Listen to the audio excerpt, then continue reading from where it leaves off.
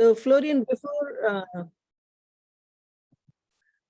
before I introduce you, I just wanted to introduce you to some of the people here. So you may have already recognized some of us. No, I haven't. There's too many. There's 99 people here. I am. Yes. Okay. So there are some of our instructors. Mustafizur Rahman is here. Hello. Hello. Yes. Hi. And Siddharth Jaykumar is also here. Yes. Hello. And Sarah Pinto is also here. I think they need to speak up. Yeah, probably. Highlighted. Yes, yeah. Okay, so some of our friends who are not part of neuroscience itself, but Colin is from medical school and he is teaching part of the retina. Hello. Yeah. Hi, Colin. How are you? And some of our friends who are teaching cell biology here, Rajesh Gunage is here. Hey, Rajesh. Hi. Very excited for your talk. Very good. Yeah. Very good. Thanks a lot. Yeah, no, it's a pleasure. Yeah, and a lot of us are here, and some of us actually were making way for you. So I don't know who else are here. So please introduce all the instructors. If you can say hi to Florian, that'll be great. Hi, Florian. This is Farah here. Hello, Farah. Part of the cell biology course. Yes.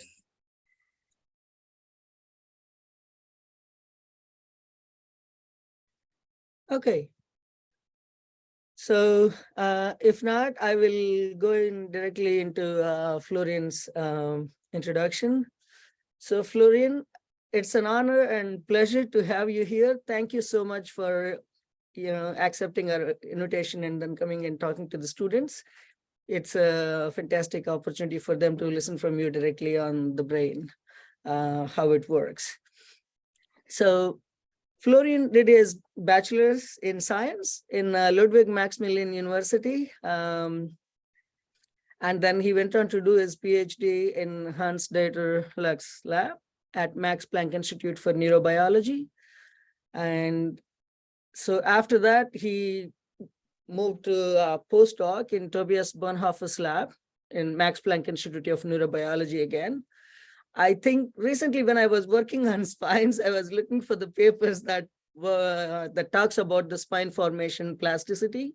And I was surprised to see Florian's paper there in hippocampus. And he did a very pioneering work there on long-term plasticity, how it has effect on the subcellular level, like, spine formation, for example, and synaptic potentiation.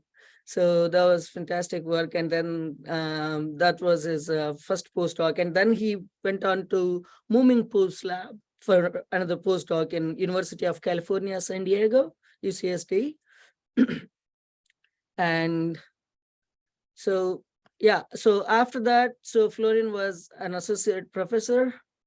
So assistant professor, directly started at Harvard University. And ever since then, I think Florian is at Harvard University. He's now a professor here.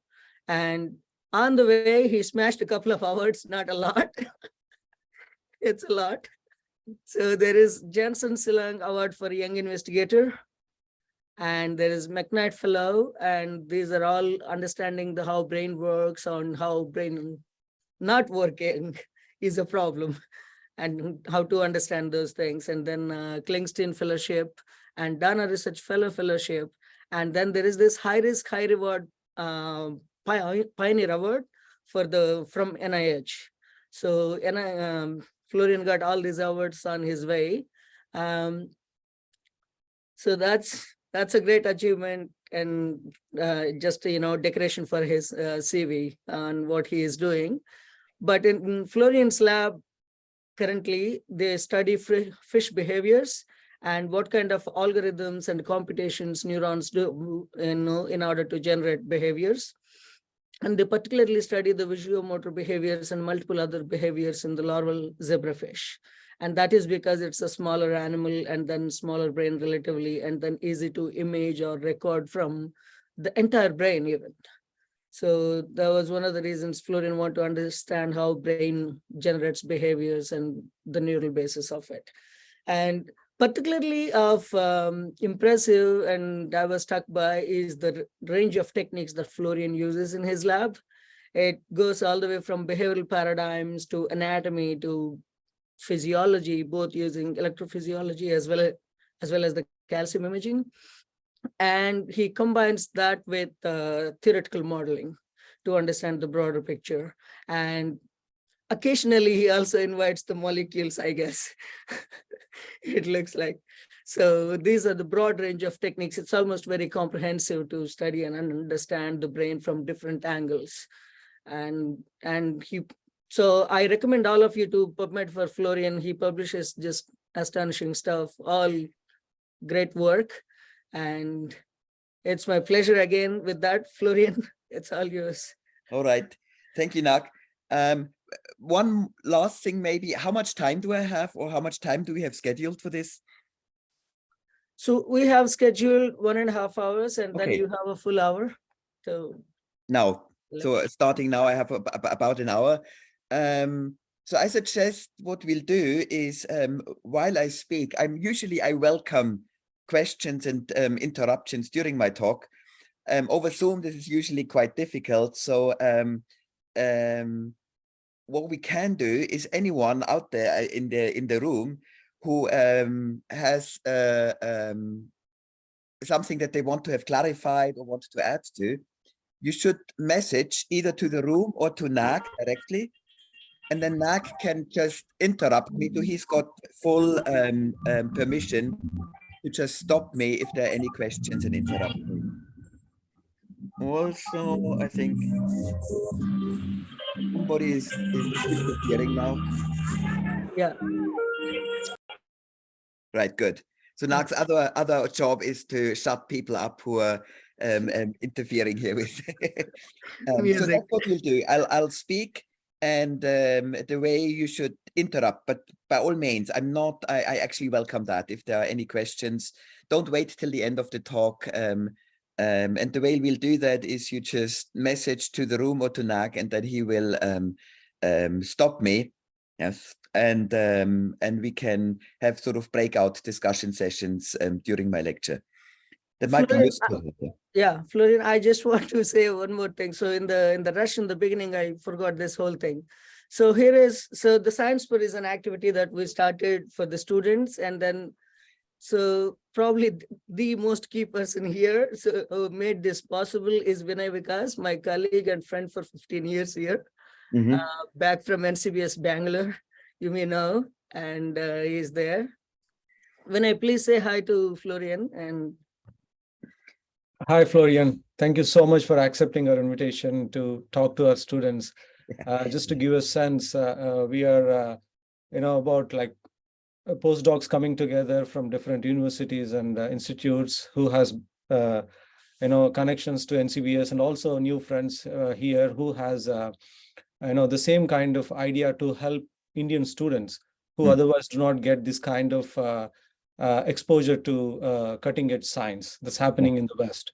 So our main idea is to give them early on exposure to this kind of cutting edge science that we have been learning from the West, so that they can have a kind of leverage on their career, and so that we can guide them on their career paths as well. And thank you so much for accepting our invitation. It's honor to have you on Scienspur platform. Thank you so much. No, this is a genuine pleasure. I'm really happy to be here. It's and I think you're doing a great thing. That's, I think, one of the most important things in our field is to try to spread the message, to reach out to as many people as we can. So that's very, very good. I'm extremely happy to support all of that. Thank you so much. All right, and then Ashish. yeah? Ashish, can you please also say hi to Florian? So he's a communications manager at Scienspur. Hi, Florian. This is Ashish. I'm based in India, organizing and ensuring that the students can actually have an access to this technology. And also, your coming today is we are very grateful to you. Thank you so much for accepting it. Excellent. Yeah, thank you, Florian. Yes. All right. So let's get started. I want to first, before we talk about some details about my work and the intricacies of neuroscience in the lab and the technologies that we're deploying now to extract information about how the brain works. And also when we talk about model organisms like the larval zebrafish, I want first to give a more bigger overview about the topics that I think are really relevant for neuroscience, and I think also about topics that demarcate a change in the field. And maybe the biggest switch in how we think how the brain works is that we've moved in the last 50 years slowly from a view of representation to a view of prediction. So let me expand a little bit on that. I think, let's see, maybe this is even in my slides here.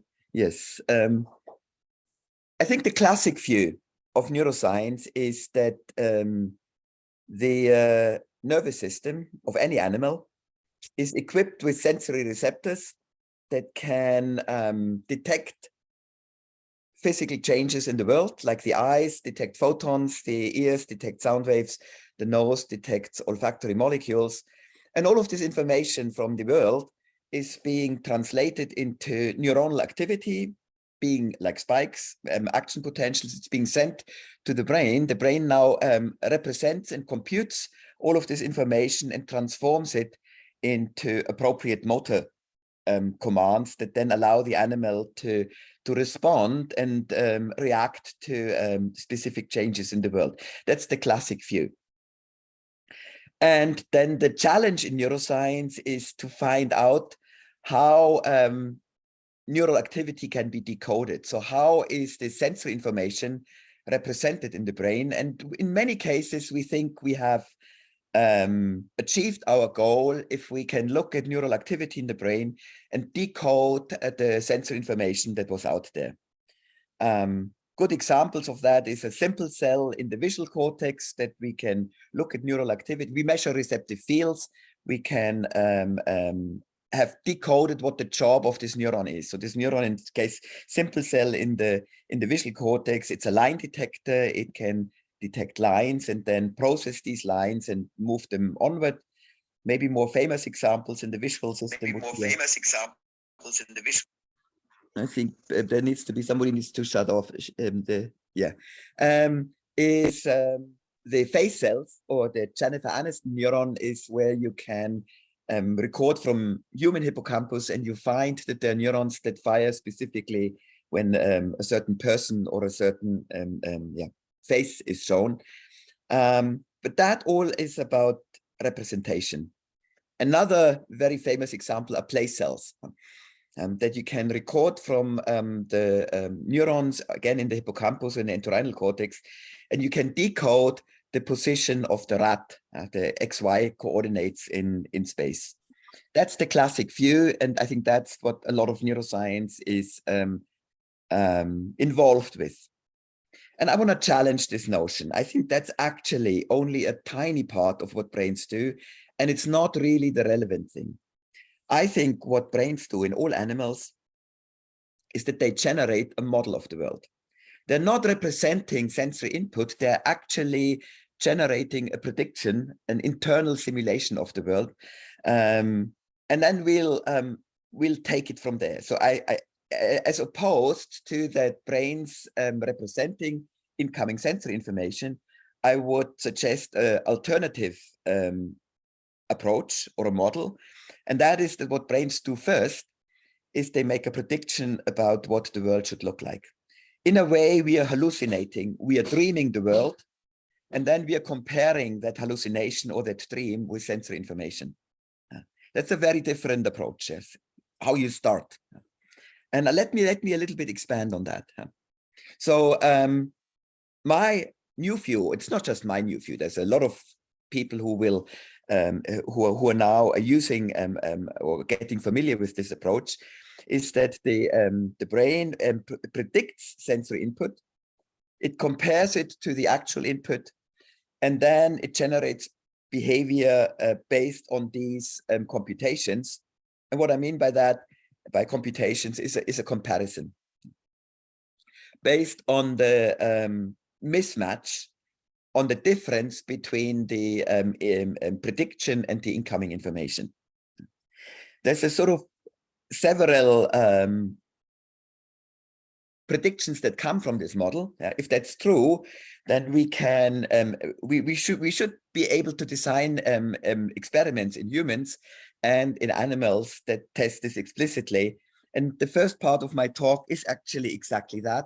Is we'll do an experiment together where we test this new model of the brain here in our talk. And this is a first example. What's shown here is an image of a dog, and my hypothesis is that all of your visual systems are currently trying to take in this sensory information. And those of you who have seen this before, or who have already generated an internal representation, a model of this dog, they will see it effortlessly. And those of you who don't will have trouble seeing it. And let me briefly, if we go through the participants, can you all maybe raise your hand, your virtual hand? I'm not sure whether it's possible. Can they do that? Can they raise hands? Nag? Oh, yes, yeah. So those of you who can see the dog, please raise your hand. And those who cannot, don't raise your hand. I see, yes. And there's lots of people who can see the dog. Many cannot. Very good. Now lower your hands again. And here is the, yeah. Right. Lower your hands. That's the dog. That's easy. Now we'll do another one that's a little bit harder. Yeah. Please raise your hands if you see, if you can spot the animal.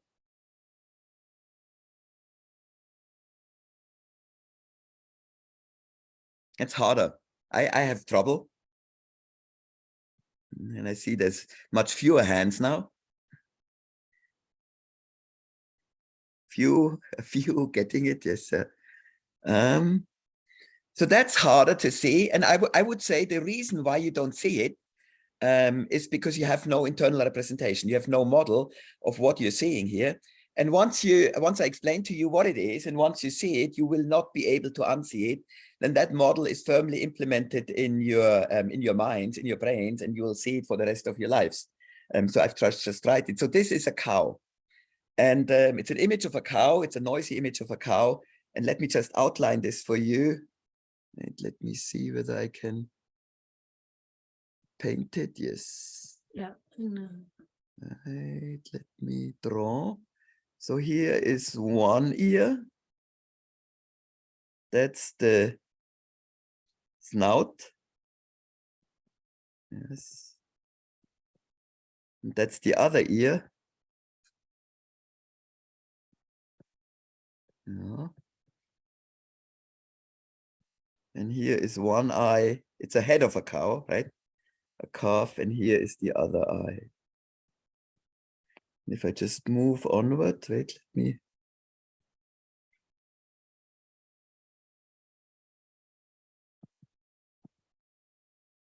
Yeah, so here now you see the image of the cow, right? And now everyone sees the cow now, yes. Yeah. And once you've seen it, you can't unsee it.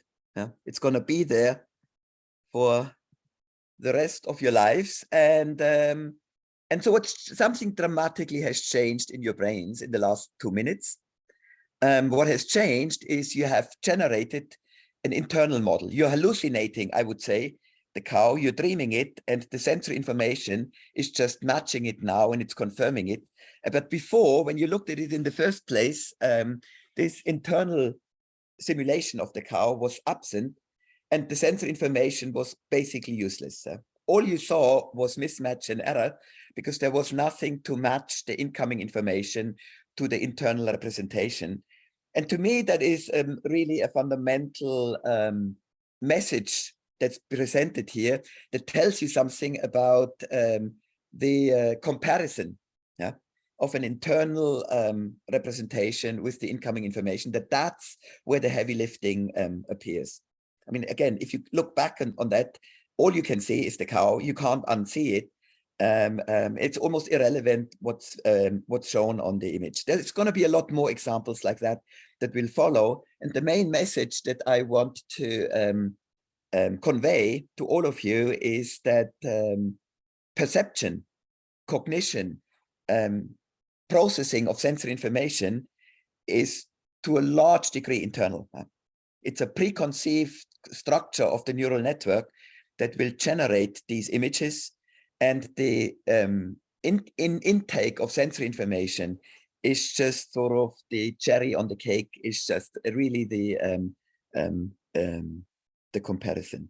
Let's see what's coming next. Wait, let me.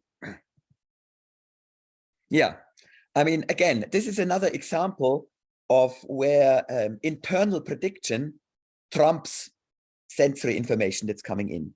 So what I'm going to tell you is that the shades of gray for in the square demarcated A and the square demarcated B, those two shades of grays are identical. That's what your eyes will tell you.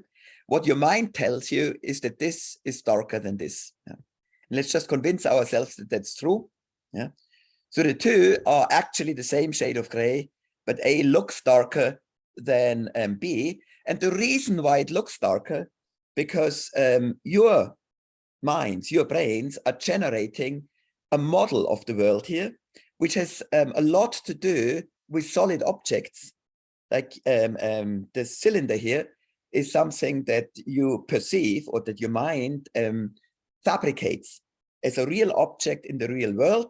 And most importantly, what your mind also is generating here is a light source that is not present in the image. You're hallucinating, you're dreaming, you're making up a light source that's in the upper corner here to the right, upper right.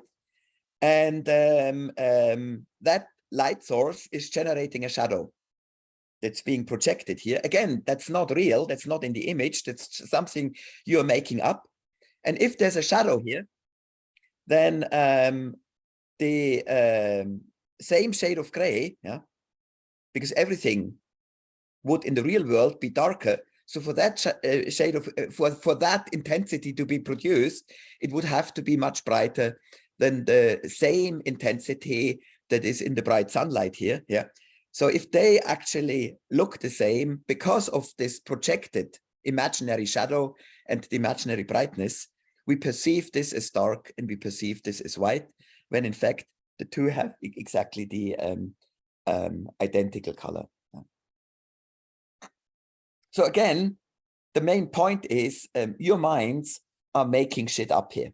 They're including things that are predicted, modeled, or simulated by your mind, but it's actually not represented in the image.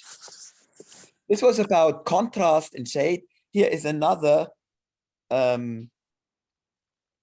illusion that's about motion now. So let's generate, all of you, please stare at the center. Just stare at it while I'm talking. Let it just impinge on you. And what I'm telling you is that your collective minds are now generating a model of the world, that is moving. Your brains are generating a new baseline, a moving baseline of the world, where in the middle there is concentrically converging movement, and in the outside there's diverging movement. And all of your minds are updating this model of the world now subconsciously, that is moving, and that is your new baseline. Now, still, focus on the central spot, and now put your right hand next to the computer. Don't look at it yet. And now move your look at your hand. And what you'll see, most of you, is that your hand seems to be moving in a really weird and so there is very horrific and horrible movement in your hand now. And the reason why you see that is because your minds have adapted, have simulated a new baseline model of the world, and it's now generating a negative image of that. Maybe more realistic and striking example is this moving mask. That's an illusion. It's called the hollow face illusion. And maybe that's making the point even more strikingly, that all of your minds have a very firm opinion about what faces are supposed to look like. So you will not see a hollow face here when the mask comes around. All of you, I assume, will see a convex face where the nose is sticking out. And what you all see is that the direction of rotation just switches from, now it's going counterclockwise, and now it's going clockwise. So now the nose is moving to the left, and now the nose is moving to the right. What you don't do is you're not perceiving a hollow face. And the question is, why would that be? Why do we have such a hard time seeing a hollow face? Yeah. And the reason is because we haven't really been, in evolutionary timescales, but also in our lifetime, exposed very much to hollow faces. There is an alternative interpretation for your low-level visual system, yeah? And that is, again, the position of the light source. So this can either be here a normal face with the nose sticking out, and the light is coming from the right-hand side. Yeah. So this part of the nose is illuminated, and this part of the nose is in shadow. And now watch what happens when we make it come around. Light source is still on the right-hand side, and now it could either be a hollow mask with the right, or it could be a normal face with the nose sticking out, but now the light is on the left-hand side, yeah, where we have this side illuminated and this side is in shadow. So what your minds are doing when you watch the thing rotating again, you are just switching the position of the light source. Now the sun is on the right-hand side, yes, and now the sun is on the left-hand side. And it looks weird because usually light sources don't switch that quickly, and we can see it coming around, but it's much more likely. So the Bayesian prior for this in our brains is much, much higher that the light source switches than a face turns from concave to convex. And again, the reason is because we have in our lifetimes experienced a lot more faces with the light source coming from the right or from the left. This happens all the time when we walk through life. What we usually don't experience is faces going from convex to concave.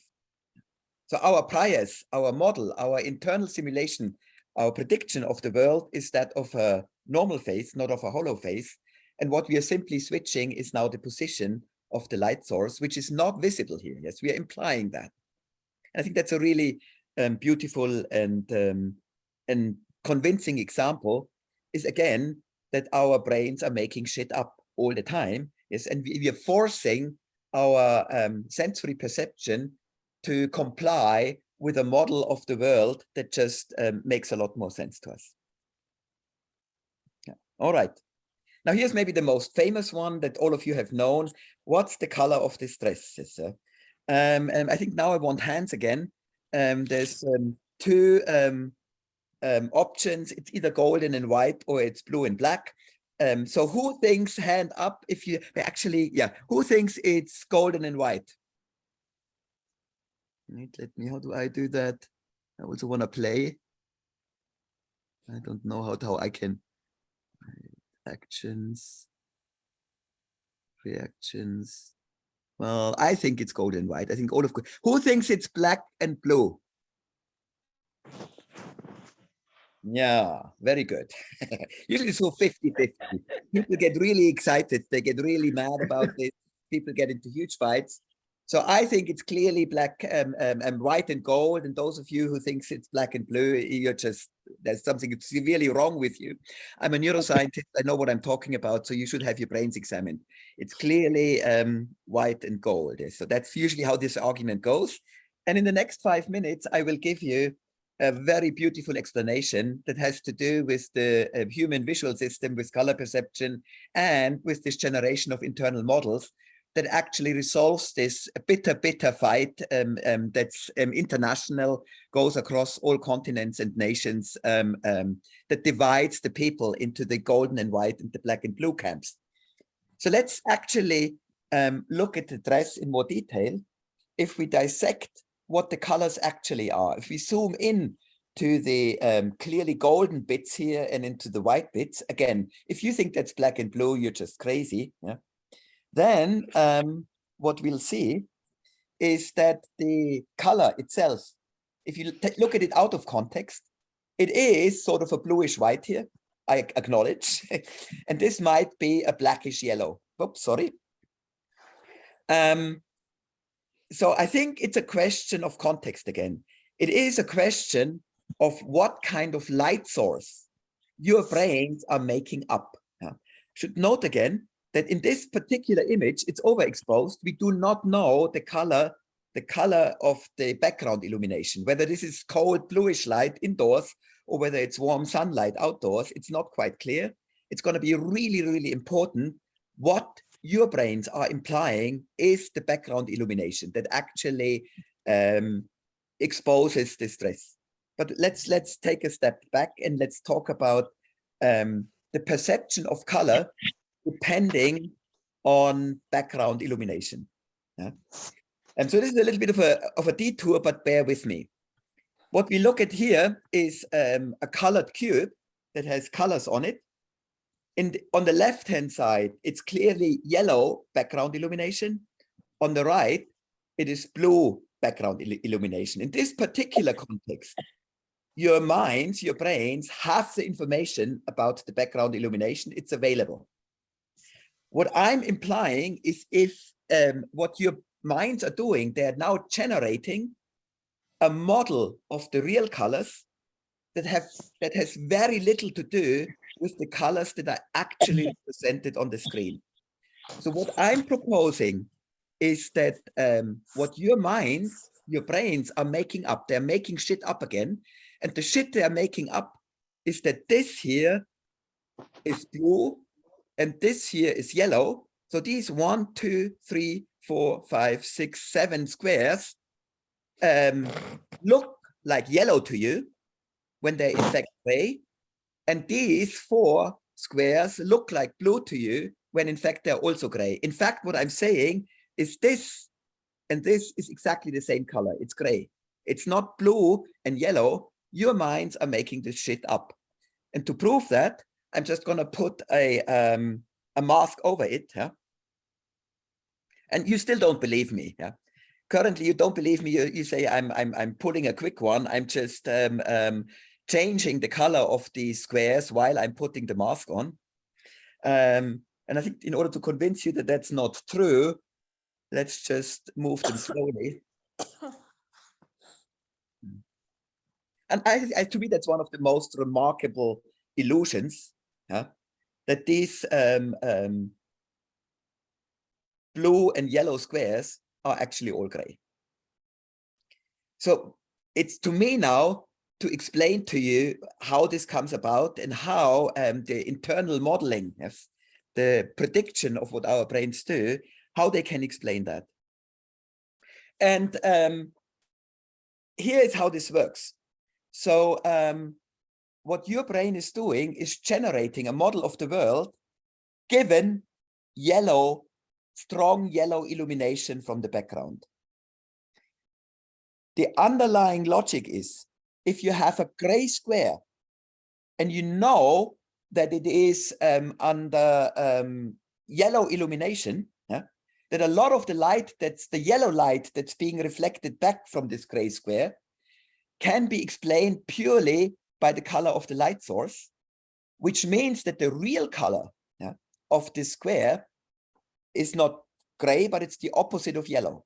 So you have to subtract the yellow component out of the gray, because the yellow is explained by the background. So we have to remove the yellow to get the real color. And if you, probably the artists amongst you know that, if you subtract, if you take yellow away from gray or from white, then you're left with blue. So what your brains is doing, they are saying, this gray, let me show this again, this gray square here must be blue because it's at the very first stage already subtracting out the yellow information. So it's removing, or it's explaining the yellow away by the background, and then what's left is blue. So that's why this looks blue to you, because it's yellow gets subtracted out, and the opposite is happening here. Here you're subtracting out the blue, because your whole field vision realizes there's blue illumination. You subconsciously subtracting away the blue from this gray, and therefore it looks yellow, strikingly yellow. Looks yellow here, looks blue here, and it's explained by the fact that your brains are generating already a model of the world that takes away, that corrects for the, in this case, not the intensity or the direction, but the color of the background illumination. It's being subtracted out. Now, what happens if I don't give you the information about the background? In this case, the background illumination is not clear. It could be yellow or it could be blue, but we can't tell from this photograph because it is overexposed. It all looks white here.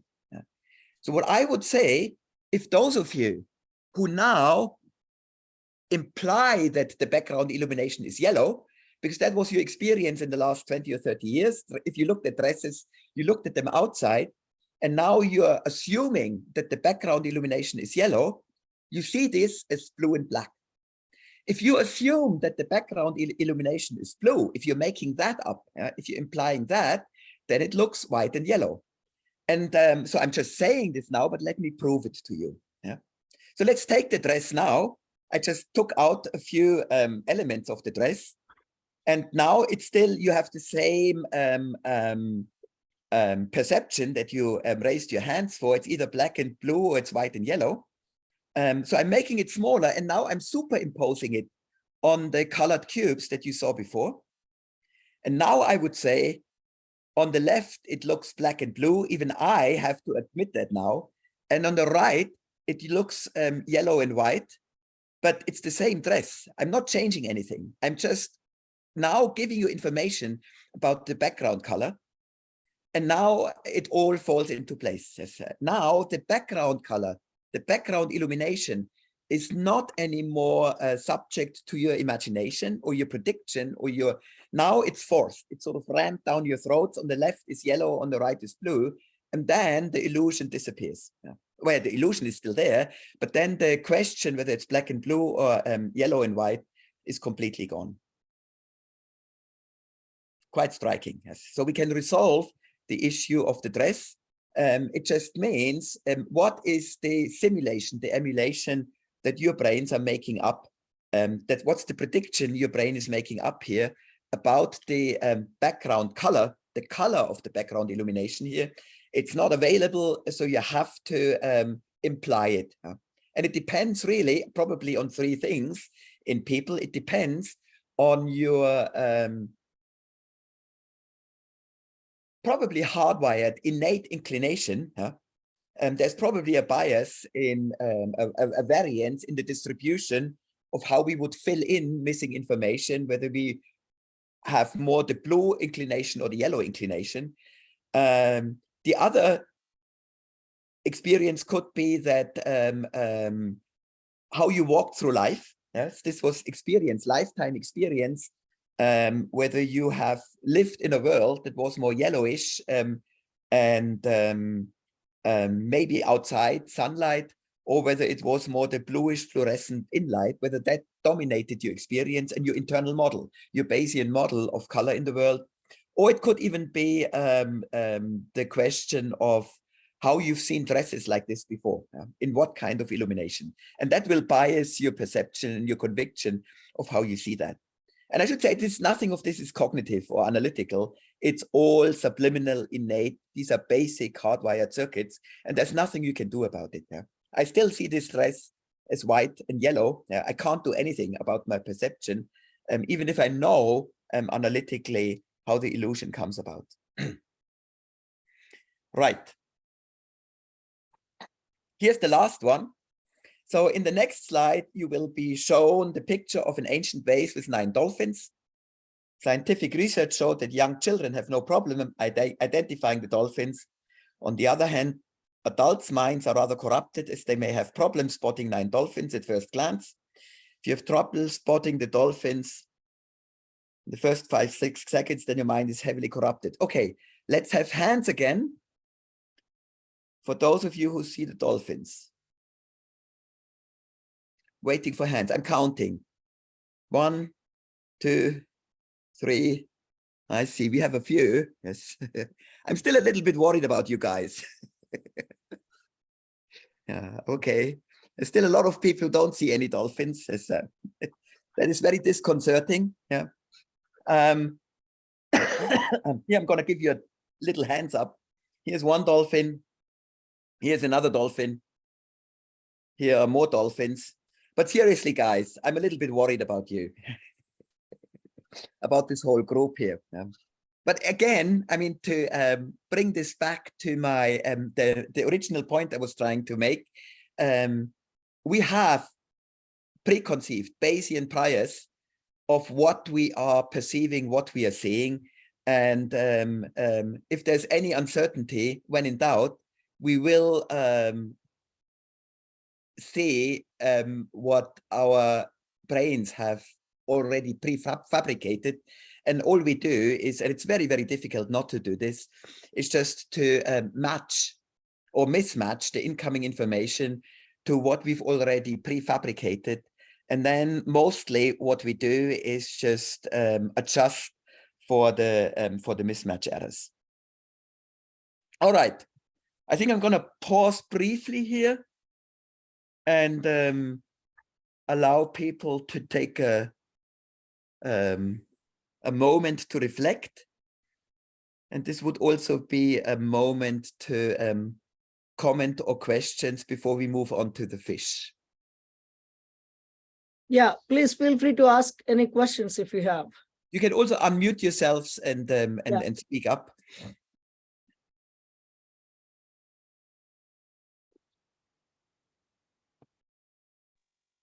Hello. Yeah. Am I audible? Yes, you are. Lakshmi. Yeah. So I was wondering about the dress question. If we instead ask the people about what they think the background illumination is, should we expect an overlap between the answers? So the ones that say the dress is golden and white would think the background illumination is one color, and the ones that think that the dress is blue and black would think that the background illumination is another color. That's absolutely right. I think that's exactly what you would think. The only problem is that you don't really have conscious access to that. Yeah. Similar with the direction of the light for the rotating mask. Yeah? We don't realize consciously that the let me actually get back to the mask. Yeah? It's not I think with a question, if you just ask people the question, what do you think the background illumination is, they wouldn't know. Yeah? They would not have access to that information. Yeah? If you look at the rotating mask again, yeah?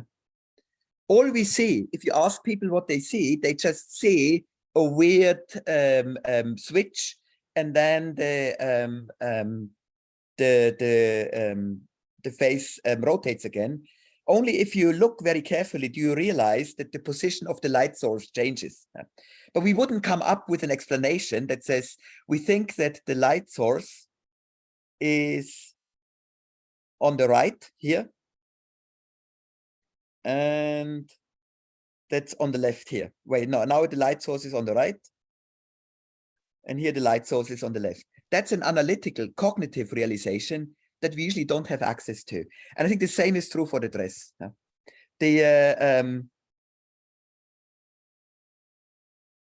We don't have conscious access to what we think the background illumination is here. The only way I can do this, I can force you to, right?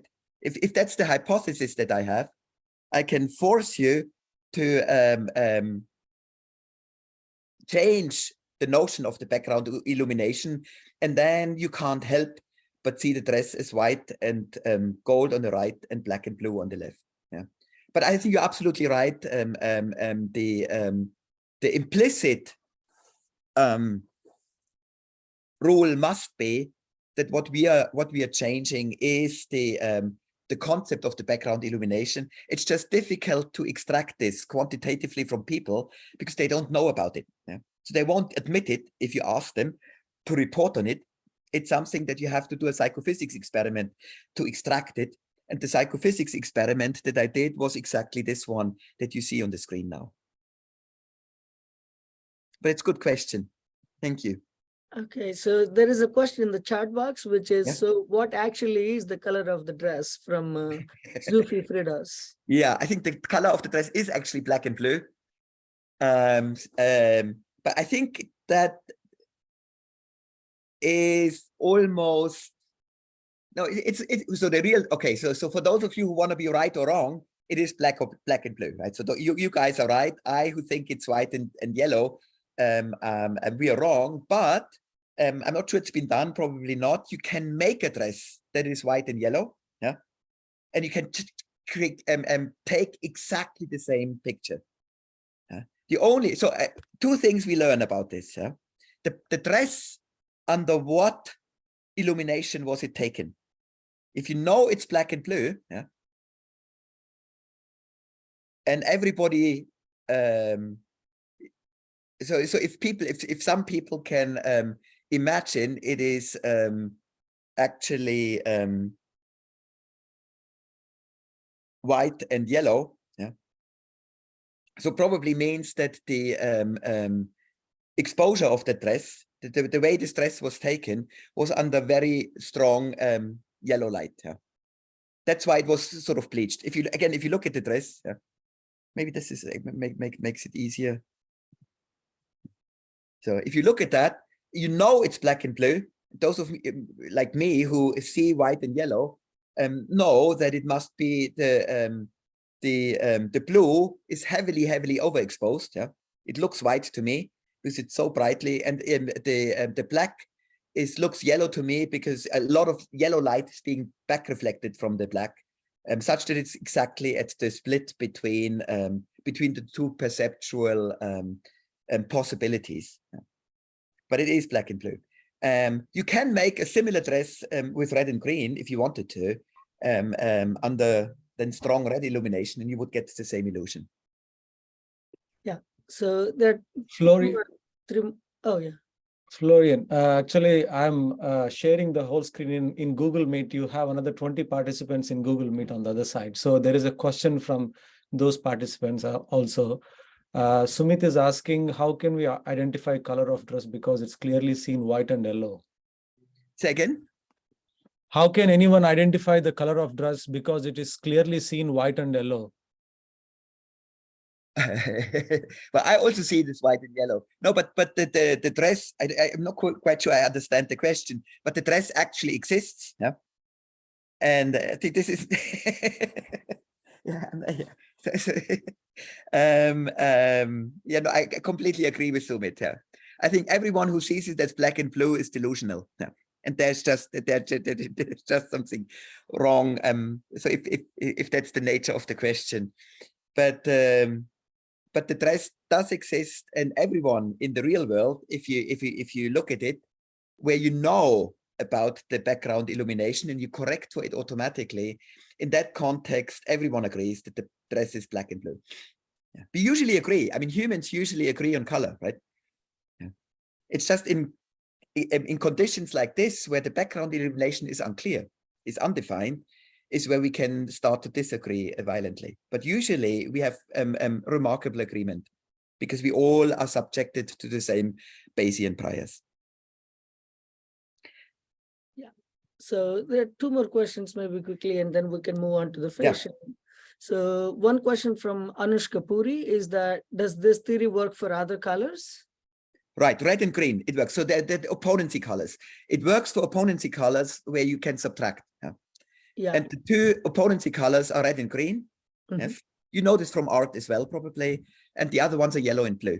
And the reason why you can do subtraction, why they linearly add and subtract, is because of color opponency cells in the retina and in the visual cortex. Yes. So this only happens in primates. You can do it only in primates.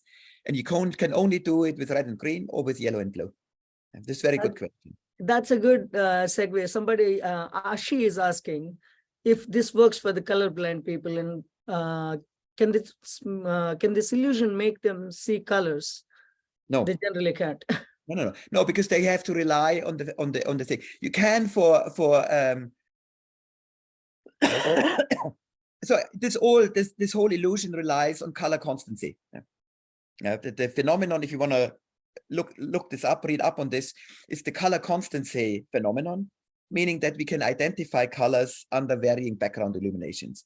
So a lemon still looks yellow even under blue illumination. Even if all the light that comes back from the lemon is actually blue and not yellow, we still see it as yellow because we are subtracting the background illumination. That's called color constancy, and it's really critical that we can do that, such that we can identify and analyze the true color, the pigment of an object, because it tells us in plants whether it's poisonous or ripe, whether we can eat it. And in many animals and insects, there are alarm colors that tell us if something is dangerous. So that identifying the true color is really important, and color constancy allows us to identify the true color. What it implies is that we are subtracting always. If we want to identify the true color, we have to subtract the baseline, which is the background illumination. And the illusion we see here emerges as a consequence of that.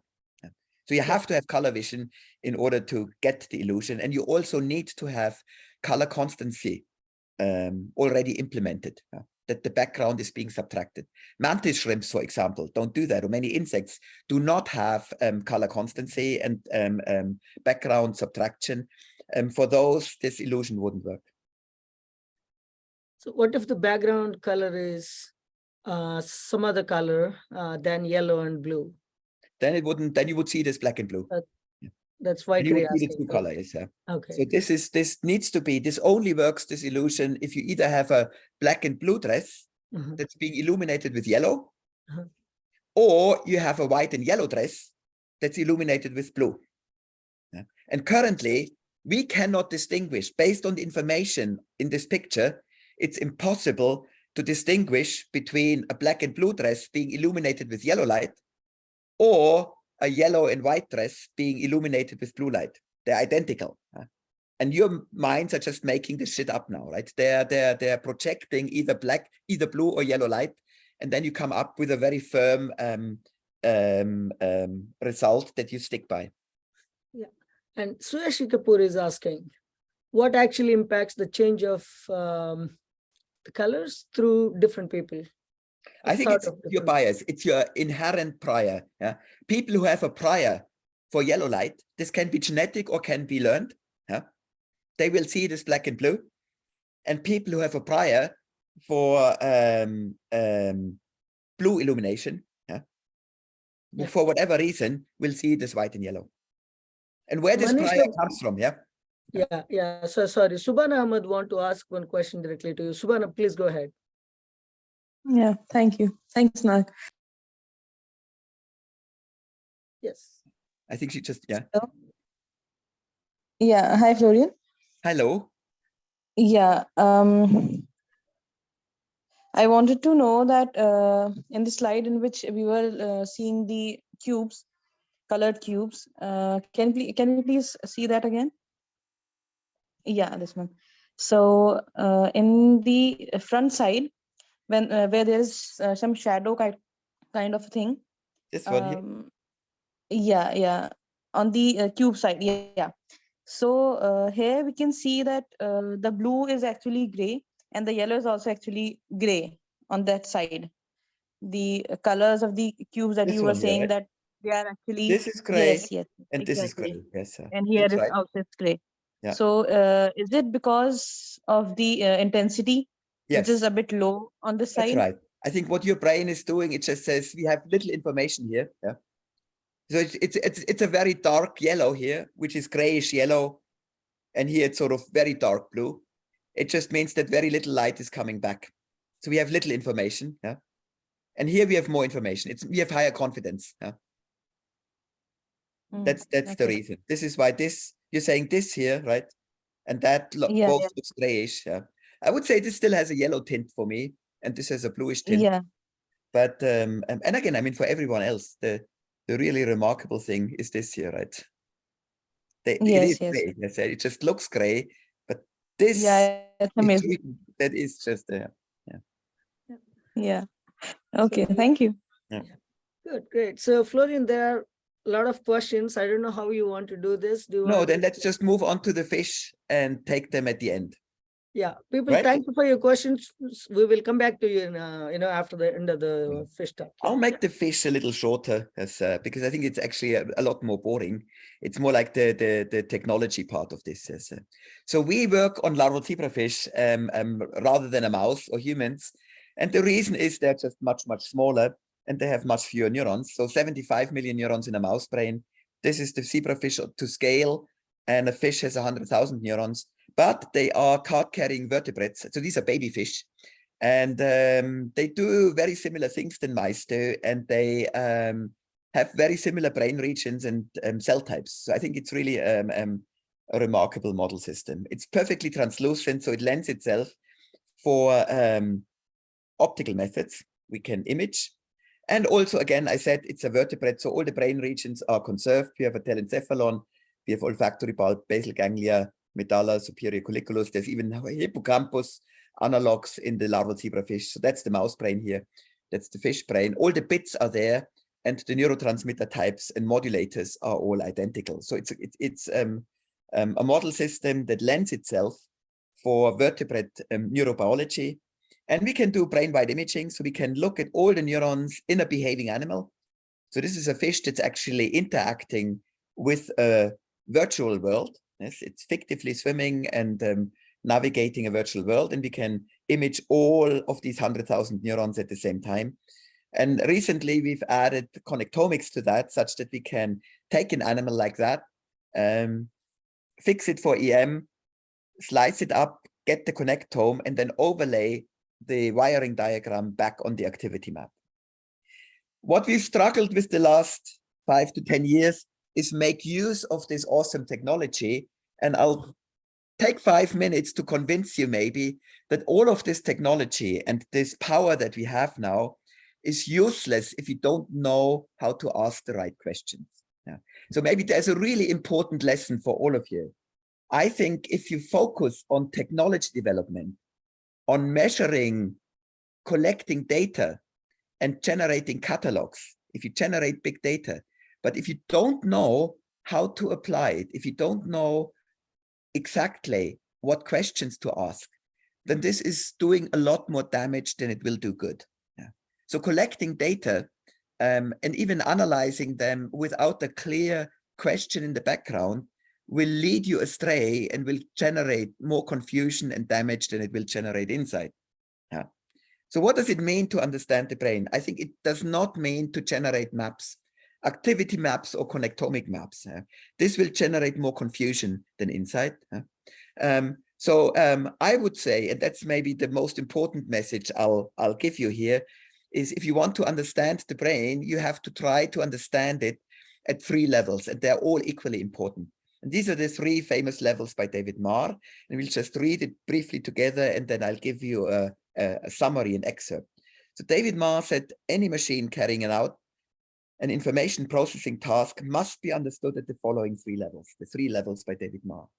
First, computational theory. So that's the brain, right? If you want to understand the brain, what questions do you have to ask? First, What is the goal of the computation? Why is it appropriate? And what good does it do the animal from an evolutionary perspective? What's the point? Whenever you observe an animal, observe neural activity, ask, what's the point? Why is the animal, why does it need to do that? What problem is the animal solving? Maybe that's the most important question you have to ask yourself. What problem is the animal solving? It needs to solve this, otherwise it will go extinct. Second, once you figured out what's the problem it is solving, what's the representation and algorithm? How can this computational theory be implemented, like the computation it's using to solve the problem? In particular, what's the representation for the input and output, and what is the algorithm for the transformation? If an animal needs to solve a problem, what modality is it using? Is it using vision, somatosensation, auditory, olfaction? And what is the algorithmic way, how it's using this information to turn it into appropriate motor output? That, I think, is where the rubber really hits the road. That is at the core of all neuroscience. What are the computations that are being performed in the algorithmic way? And finally, and I think that is the last thing you should worry about, how is it implemented, this computation, with neurons and synapses? So it is the why, the what, and the how. First, ask, why is the animal doing it? What problem is it solving? Question, what is the algorithm? And then in the end, you can ask how. The biggest problems in neuroscience in the last 20 years arose from people starting with the hardware implementation. So they just watch neural activity and then try to recursively figure out what problem is being solved. And you think you end up in very deep water, on very thin ice, and in a swamp. If you just stare at neural activity across the cortex and you try to figure things out from there, you're usually screwed. So you need to start with the problem that the animal is solving, and then figure out how is it actually, or what algorithm is it using to, so what computations is it implementing? So what are the problems that larval zebrafish are solving? That's how my personal experience that I'm sharing with you, I made the same mistake. I started down here. We started with whole brain imaging. Where was it? Here again. We perfected all of that implementation, and we realized it's basically useless. It doesn't help in figuring out what fish do, or why, how we can make sense of all of that. What we needed is why and what. So what do larval zebrafish do? And for that, I think you have to do two things. You have to go back to the Ganges Delta in India and think about what are the problems that larval zebrafish need to solve. And there's actually interesting problems. They need to get out of the heat. They need to get out of the UV light. They need to get out of the salt. Salt is a problem. Decomposing matter is a problem. UV light, sun. What they need to avoid predation. They need to avoid getting eaten. And they need to probably stay in place in a moving current. If they are in a rice paddy that's being drained, they need to resist the motion of the water. That's, I think, how you start. You ask, what are the problems that this particular animal not just needs to solve now, but what are the problems it needed to solve 10 million years ago and for the last 20 million years? And that's where you start. And then you ask, how do they actually solve these problems? Algorithmically. And here are 5 behaviors in larval zebrafish that have been really instrumental in figuring out what the brain is doing. One is navigation, visual flow. So zebrafish follow whole field visual flow. That's probably to resist being dragged by the water, being drained out of a rice paddy. They can also use somatosensation to do that. This is a visual rheotaxis, visual navigation. This would be somatosensory navigation to resist flows. Light and dark, they do phototaxis. They avoid very bright light, which now makes sense. They want to avoid the UV light. They also avoid darkness, and that's probably because they want to see something. They are highly visual animals. They need vision to hunt. Here is one other behavior, is hunting, which doesn't need any explanation. They chase small moving prey, and they escape from big looming objects, which again, I think is At MAR level 1, self-explanatory. At MAR level 2, it becomes very, very interesting. How exactly are they doing this? So my lab spent a lot of time. So again, if you're interested in neuroscience, study that before you even look into neurons and brains. I think behavior is more important because it sets the basis for studying neural implementation.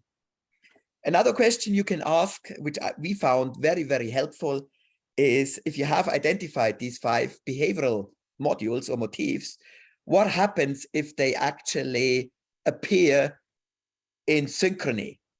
Animals in the wild do not solve one problem after the other sequentially. They're often faced with parallel problems. They need to make decisions what to prioritize. They don't have the luxury of getting one problem after the other. They need to deal with parallel processing in the world. So that's another interesting question. What if you have conflicting stimuli between all of these different paradigms and you force the fish to make decisions? So to integrate, accumulate evidence, and then make decisions about what to prioritize.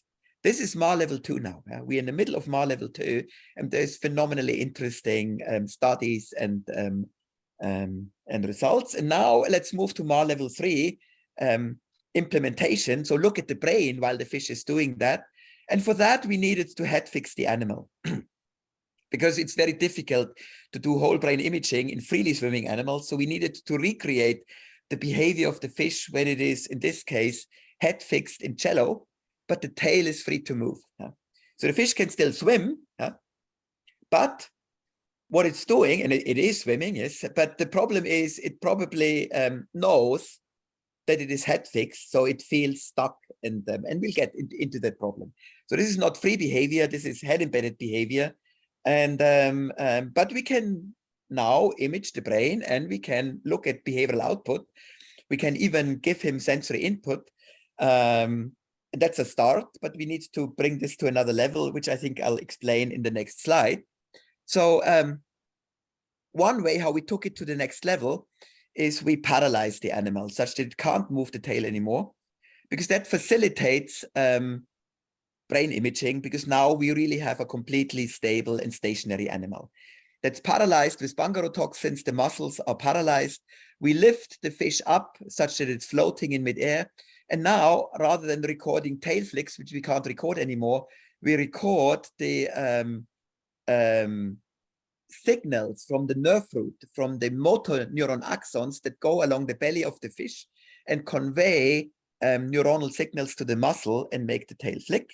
And this is what these neurons, these neuronal signals, these nerve root recordings look like. On the left-hand side, we get here a strong burst of action potentials, and here it's weaker. And as you see, is that the dynamics look very similar to the tail flicks here. So that's what's called a fictive swim. Yeah, this would be a real swim. That's a fictive swim where nothing is moving, but we know what the fish wants to do. In this case, he wants to execute a left turn, because the left muscles get activated stronger than the right muscles. So the tail flicks more to the left, so the fish will execute a left turn here. Yeah. He wants to. Yeah. Nothing's happening because it's fixed, head fixed and paralyzed. But what we can do now, we can take this signal, decode it online quickly, and feed it back into a virtual reality scenario where the fish is surrounded with movie screens. And whenever the fish is trying to make a swim bout, in this case a left one, we update the movie screens around the fish such that now it can play a computer game, a first-person computer game, where whenever it's thinking about swimming forward, the world will move backwards. When it's thinking about making a left turn, the world will respond accordingly. So on the right-hand side, we see from the point of view of the fish, this is a top-down view, how the world moves, so how the fish will move through this virtual world. Remember, it's not moving anything. All we're doing is decoding left and right motor signals and updating the world accordingly. But the fish will now engage with this and swim through this fictive environment as if it's real. He sticks to the bright islands. He likes the islands. Sometimes he swims through a dark area and now hangs out on the other side. So the fish is now engaging with this computer game in spite of the fact that it's paralyzed. We don't even know whether he knows he's paralyzed or not. He will just interact with this world now, which of course facilitates brain-wide imaging. I believe it also tells us that we've put the fish in the matrix. Because the animal is paralyzed, can't move, but nonetheless, we can give it the illusion of perfect agency. It can interact with this world, and it might not even know whether it's in the matrix or not. We haven't offered them yet the red or the blue pill. That was the cover we suggested for the paper we published. They rejected that in lieu of a lame whale, but that was our so now let me cycle back briefly to my beginning, the beginning of my talk, because now we can ask whether the fish using this assay, where the fish navigates within a virtual environment using fictive swims, is the fish generating predictions about the world that he is comparing with the actual visual feedback. And the logic here is that whenever the fish is swimming forward, it generates a prediction of that the world should be moving backwards at a certain speed. And in fact, that's exactly what we see. Using this assay, so in the first gray area, we can now adjust the gain between a forward swim and how much the world moves backwards. And here it is a high gain. So in blue and in red, we again have the two fictive swim channels. So this would be weak swims, as the fish is swimming weakly, but the world, the backward movement of the world is strong. So little tail flicks lead to a lot of movement. So the fish feels very strong here. Now we can switch the world of the fish. We can turn him from Neo in the Matrix into a normal mortal, now that he needs to swim a lot to generate little movement in the world. So we turned him into a lamo. We removed the superpower and made the fish like a weakling fish. But what you'll see is the fish realizes that now the world is moving little, and it upregulates its swim power. It actually generates a mismatch signal. It says the world is not moving enough given a certain swim. And now within a few swim bouts, within a few seconds, it compensates. It homeostatically adjusts its swim power. It moves it high, at low gain, where little swims, where now a lot of swim power is necessary for small movement. And then we switch back to high gain, give him superpower back. Then he very quickly will readjust its motor output and uses gentle and small tail flicks to cover large distances. So that tells us that fish can quickly, that they have a model of how much power is needed to cover a certain distance. And if we look at this consecutively, we see that over the course of just 2 or 3 swims, the number of bursts that are generated adjusts. So for high gain, the fish is using fewer and fewer bursts. For low gain, the fish is using more and more bursts. And here is the quantification of that. So how quickly fish can actually adjust the model of the world if you change the context. And in a way, this is not really unlike of changing the background color from yellow to blue. Is that our perception of the world changes and then we adjust, right? Then we can either swim stronger in order to compensate for a change in the world, or we swim much, much less in order to compensate for the world. So in a way, this is a very simple model of how fish can also update the internal model if there's a consistent change in the outside world. And with that, I want to make another point about superheroes. So fish are not just like the Matrix, they're also like the Hulk, because they can learn quickly to deal with newfound superpower. Yes, if we give them superpower, they can use it well, they can adjust for it. And also our fish are green because we've expressed a green fluorescent protein in all of their neurons such that we can image their activity.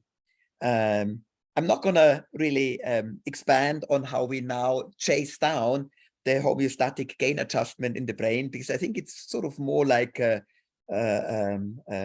tangential experiment.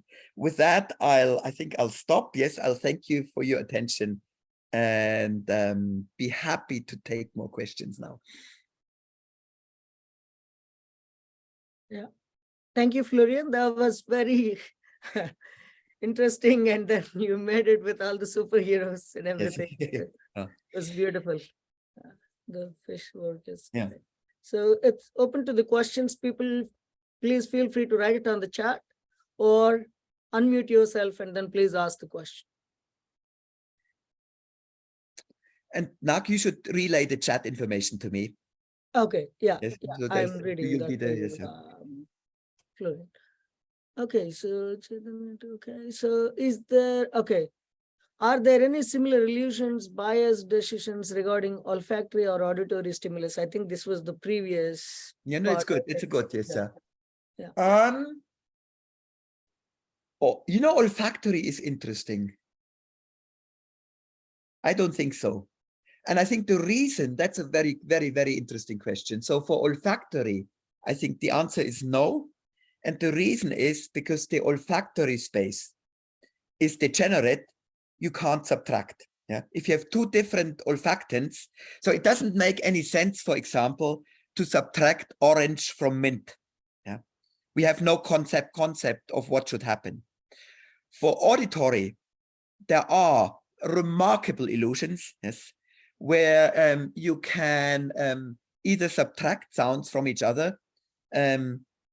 There is, I don't think I can find it now. There is wait, let's put a pin in that. I think it's called blue cloud and green arrow. If you Google that, it's an auditory illusion where you get a noisy sound file that says either blue cloud or green arrow, and you hear either one or the other extremely clearly, depending on how you're primed.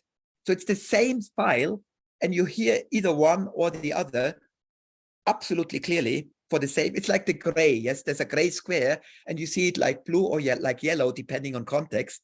And I think it's called something like arrow and cloud. Actually, let me briefly check that while we am I still sharing? No, yes. I'm not. I am sharing. Yes, we can see. Yes, that's good. Yeah. Then we should Google this auditory illusion arrow cloud.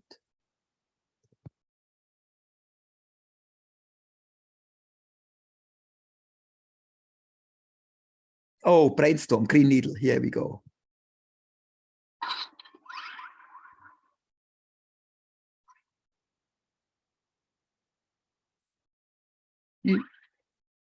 It's either green needle or I also get a green needle.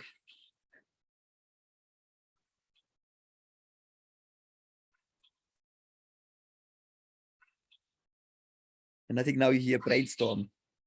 Wait. I'm looking. So this one's obviously pretty bulky. You can see the base of it's really thick and bulky, which it kind of has to be for its functions. Anyway, yeah, I'll encourage you to play with that on your own time. It's again a phenomenally poignant illusion where you can't.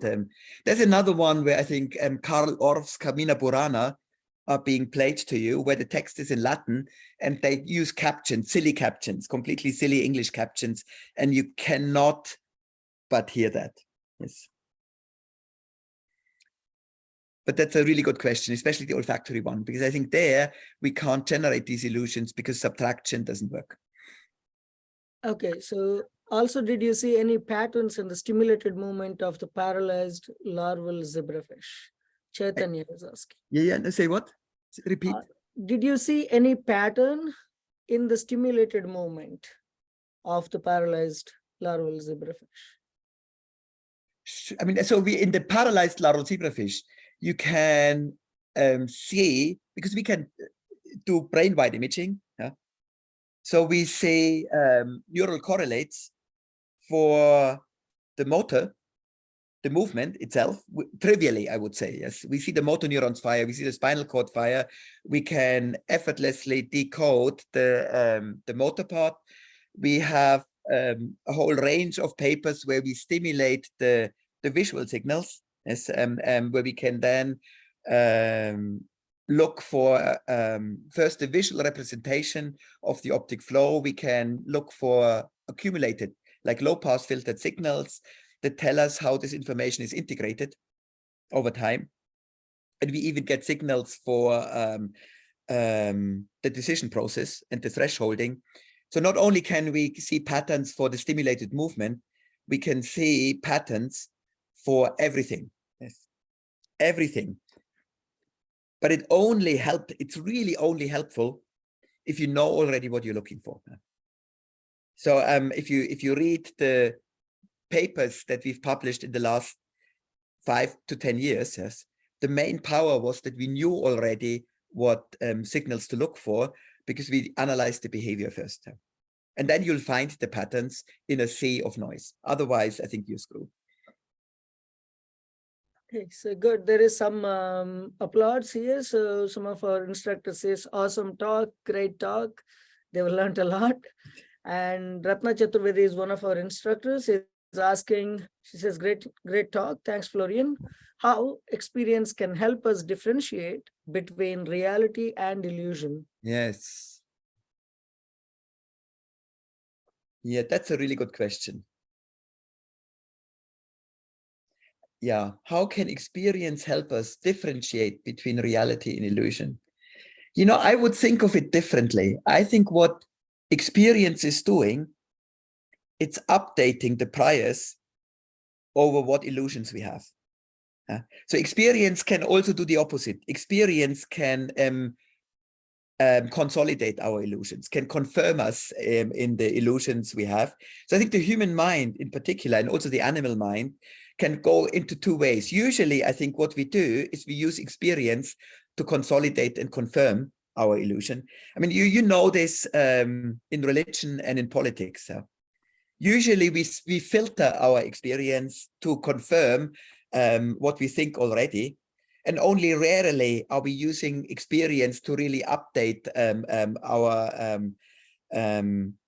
internal model to the opposite. So I think this requires great strength of mind and good teachers, yes, to yank you out of this attractor state and put you into a new model, to really update your model of the world. My personal experience is that usually, largely, experience will help to consolidate illusions. There are rare events when we have a new epiphany, a new insight, where the experience will radically update our internal model. And I think that is called a eureka moment, or a single shot learning moment, where we update our internal model. And other than a lot of people out there in the neuroscience field, I think that these learning moments are rare. They happen rarely. If they happen quickly. This is single shot learning. Yes, they happen within a few seconds, and they only happen when it's evolutionarily adaptive. So each animal species has its own niche where it can use these strong experience-dependent moments to update an internal model. For a mouse, it might be conditioned food aversion, or a new invasive species. But I think it happens really rarely. And what we study in the lab is almost never that. And the reason why this is so hard to study, so I think this is really a conundrum in neuroscience, because I think that's the most important part of learning and memory, is where we use our experience to update our illusions. That was the question, right? Which is a really deep and important question. I think that's at the core of learning, is updating our illusions based on experience. I think this happens very rarely, not all the time, even in humans. If it happens quickly, single shot learning, and only when it's really important. Now, There is another form of learning that happens all the time, and that I think is called motor calibration. So if you imagine a newborn zebra or horse that's born, it takes about 5 minutes to run. And in those 5 minutes, it's just, it already knows, it doesn't have to learn how to run, it knows how to run. And in those 5 minutes, it recalibrates its motor system, and that recalibration is continuing throughout its lifetime. All animals have to do that. This calibration and tuning of the motor feedback. That's also what our fish were doing. Yes, when they're swimming hard or small, this is a recalibration of our homeostatic gain control system. That's happening all the time. But I think that's happening largely in the cerebellum and in the basal ganglia. It's not happening in the cortex. And what's happening in the cortex, in higher order brain area, are these very rare fundamental updates of the internal model. And why this is so hard to study is because if you would do that in a mouse or in a rat, you get one chance for a given animal. It happens rarely, and it happens very quickly. In 2 seconds, it's over. And then you need a new rat, or the same rat in a completely new assay. So it really sucks with respect to repeated experiments, averaging, or even looking for a brain region where it's happening. Because if this is happening distributed throughout the cortex, it's happening within a second and once in the lifetime of a rat. It really is the worst possible case for neuroscience experiments. I think that's what we are struggling with currently. Why it's so hard to confirm that, but I think it's really true. And I think it really nicely connects the idea of having internal models, these illusions that are hard, fixed in our minds. What it takes to update them is really a fundamental experience that forces us to change our model, and why it's so difficult to capture with neuroscience experiments. Wait, there's one thing. What happens when a person hallucinates? Yes. What happens? Let me take that. Yes, that was Mazabin. Hallucination. I think we all hallucinate all the time. Yeah. It's also what happens when we are dreaming. Yeah? So here, let me expand a little bit on what I think is going wrong in schizophrenics and autistic people, given my model, what I've just been talking about. So the model we have is that the brain constantly generates an illusion. You get incoming sensory information that gets subtracted from this internally generated illusion, and the error signal is being moved onward, and that's what we think of as perception. Now let's think what would happen. So in order for this subtraction, you need an inhibitory set of neurons that are doing the subtracting. So if my model is true, then you actually need 2 sets of inhibitory neurons. You need one set of inhibitory neurons that's taking the internal simulation and subtracting out the incoming sensory information. So if then, so that's one mathematical operation that needs to be going on. The other one is you get your incoming sensory information and you're subtracting out your prediction. The latter calculation will allow you to detect something that's novel. So if something unpredicted comes in, it's gonna get, it doesn't get subtracted out, it's gonna get processed onward as novel information. Now, if that subtraction doesn't work, if the prediction is too weak, or if the subtraction doesn't work, if this set of inhibitory neurons doesn't really work properly, then all incoming information gets unfiltered, passed on through higher cortical levels. And then I think then you become overly sensitive. You become, you get an autistic phenotype where you insist on you trying to optimize predictability. Everything that's novel is disturbing and freaks you out. And you start obsessing about incoming information. You're overwhelmed by the richness of incoming information because nothing of it gets filtered out. That's phenotype number 1. The other phenotype, and that was the hallucination question. If your internal model, if the sensory information is not being subtracted away, then your hallucination is being turned around and being sent back to higher cortical areas as the real world. You can't distinguish anymore from what's sensory information and what's the unsubtracted self-generated hallucination. And what happens then, if that set of inhibitory neurons is missing or compromised, then you start hearing voices and you start hallucination. You can't distinguish anymore between reality and hallucination because that subtraction is not working properly anymore. So both of these subtractions, either removing the sensory information from the prediction, will generate rampant predictions now, or not removing the prediction from the sensory information gives you unfiltered an avalanche of sensory information that will overwhelm you. So I think this balance of subtracting is really critical for normal functionality. And in a way, when we are dreaming, I think what's happening is that the internal generation of the model, the fine-tuning, the running of the simulation goes on autopilot, because there is nothing sensory coming in through the thalamus that's gated shut to subtract it. So hallucinations and dreaming, I think, are similar phenotypes, just in different contexts.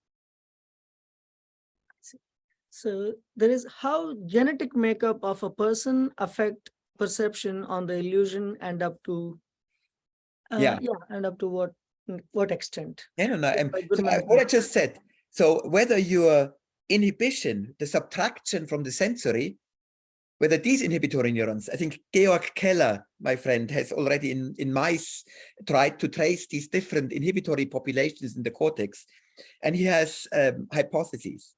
One, I think VIP neurons, the other one are IPS neurons.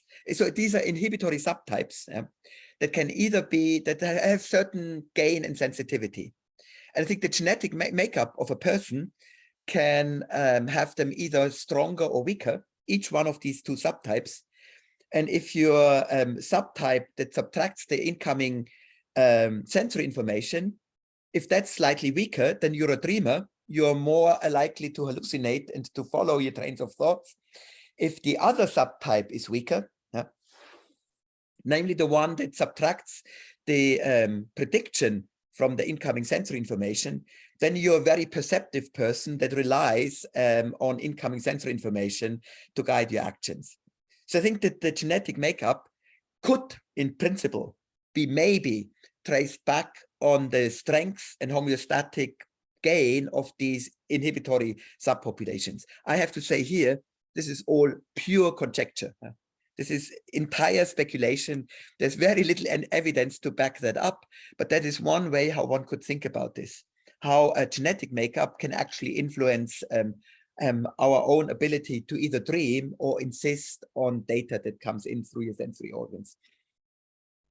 Okay, so we'll go at this point to some of the people who are raising their hands. I think Sharvari Kapre want to ask a question. Yes. Hey, Sharvari. Hi. Am I audible? Yes. Hello. Hello. Yes. Am I audible? Am I audible? Yes, I can hear you. Yes. Okay, fine. First of all, great lecture, Florian. Thank you so much. It's one of the best lectures I've attended. And I just wanted to ask you that in regards to the dress, so is it possible that some people can perceive the dress as a subtype of the two colors, like not blue or black or white and yellow? Because when you put on the blue background in the cube and you had the dresses there, I could see it as yellow and black instead of yellow and white. And what does that say about background illumination and its differences in people? Yeah, I think that the sort of the psychophysics of it, the verbal reports, I would say it just means that the that your prior for the background illumination is shifted within the spectrum, right? It doesn't have to be yellow, it doesn't have to be blue, it can be a mix of that. In a way, I think if you look at the reported perception of the dress, either in its normal state or under the in the context of the two cubes, can tell you how strong your prior is, that is independent of the sensory information. So tell me again, how did you wait? Let's briefly. Yes, so in the blue background, blue illumination, I saw it as yellow and black instead of yellow and white. Wait, let's just bring this back up again. This is where we are.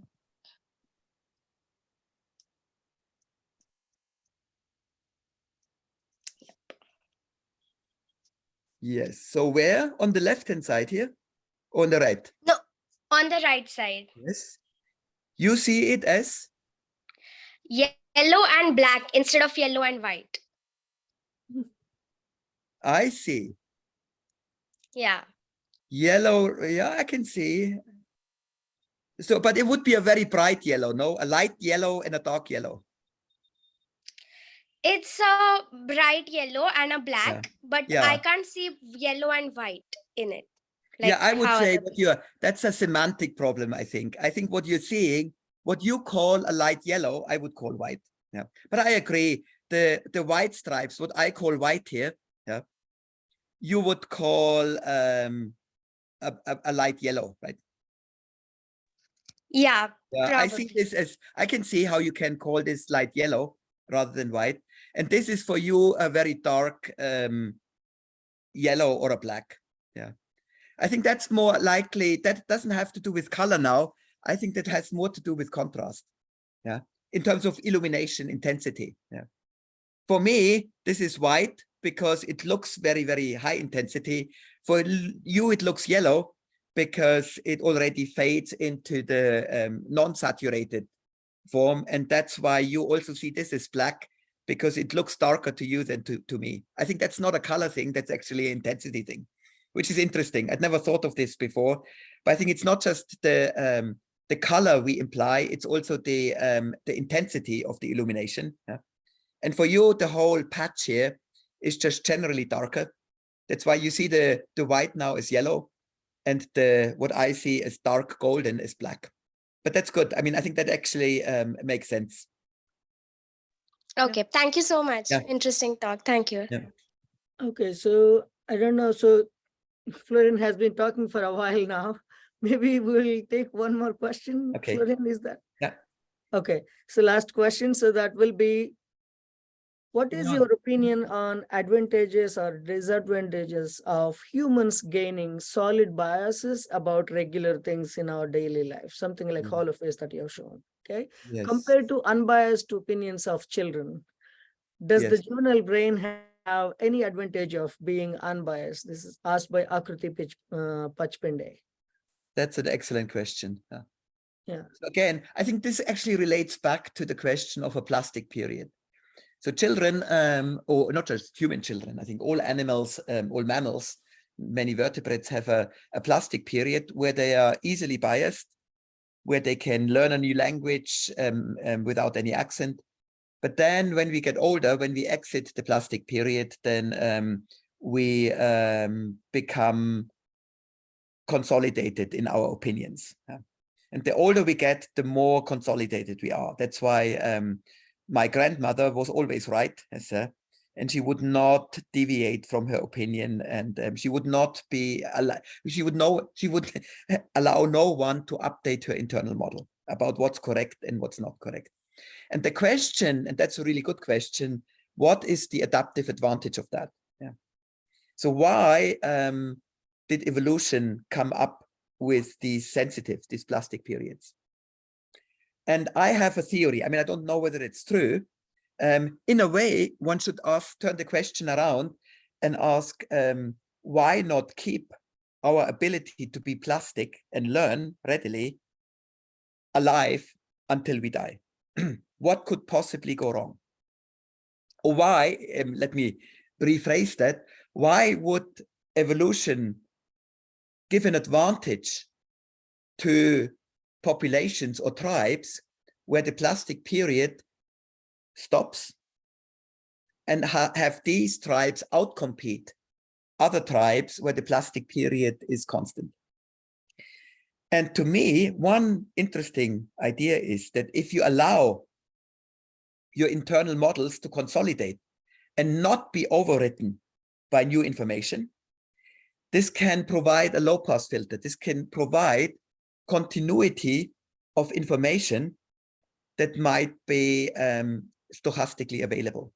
And maybe the best example is, let's take an ancient prehistoric tribe of people that lived next to a river that was full of crocodiles. Yeah? So the tribes establish a model, an internal model of that river, that it's bad idea to go swimming in there. Yeah? But you might have to anyway go in and get fish. So, but there was a model if one should be really cautious. And now imagine that there is a bad season for crocodiles for 3 or 4 years and they disappear. Yeah. And if that information now, if you have new generations that come up, yeah, and also if the old people didn't have a plastic period, yes, if they would now allow this new information to override the old one and generate a new model that says river is safe now, yes, and we pass this information on and we propagate it, then you can see easily how the neighboring tribe, who has a few rigid in plastic old grandmothers who insist that you shouldn't go bathing, will in the end outcompete.